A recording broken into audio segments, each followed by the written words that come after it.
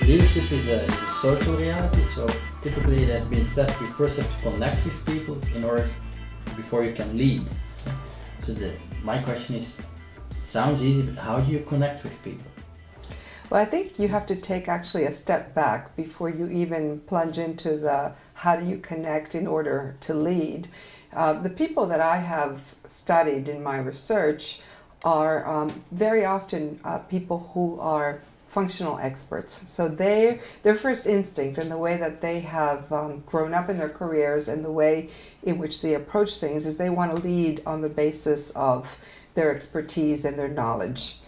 And they try very hard to do it that way, and it takes a lot of times of trying and seeing that it doesn't work before they start to see that in fact you need to connect in order to be able to lead. And in fact the big transition that I have been studying is from when you are leading and influencing and persuading on the basis of what you know to leading and persuading and influencing on the basis of who you are, what you've got to offer, how you connect with other people. And so it's a hard one. You know, people know it intellectually, but it's a hard one for them to really feel it in their gut. So the how is really in part, how do you come to convince yourself that this is actually really important? A big how is seeing how other people do it. Other people who do it well, who do it more naturally.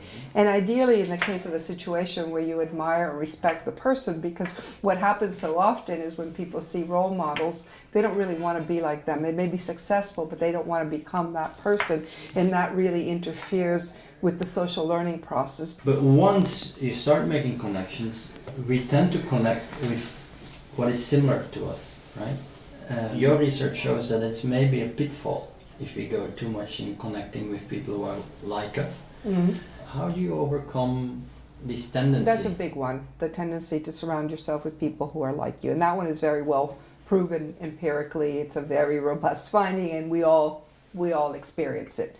I think being aware of it is a good one.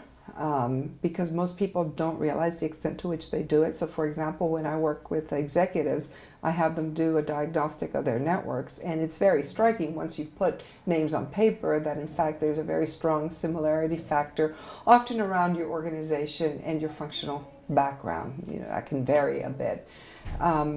Here in this case, it's really a kind of a necessity is the mother of invention. What ends up happening is people get either transferred or promoted into roles where they just can't do that anymore, right?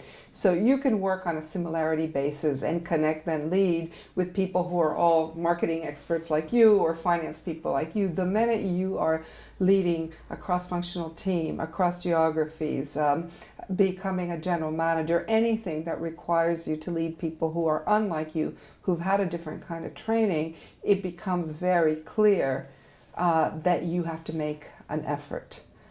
And this again is one of these situations where what's the chicken and what's the egg? Do you step back and reflect, you know, how do I get myself to do this? Or do you actually kind of plunge in and do something that doesn't come naturally and see what happens? I recommend the latter, because it's the only way you actually come to see for yourself, to experience for yourself that this has great value both to you and to them. The more you stay in your head, the more maybe you get bought in intellectually. It's your theory in use, but not what you actually, your theory in theory, but not in use.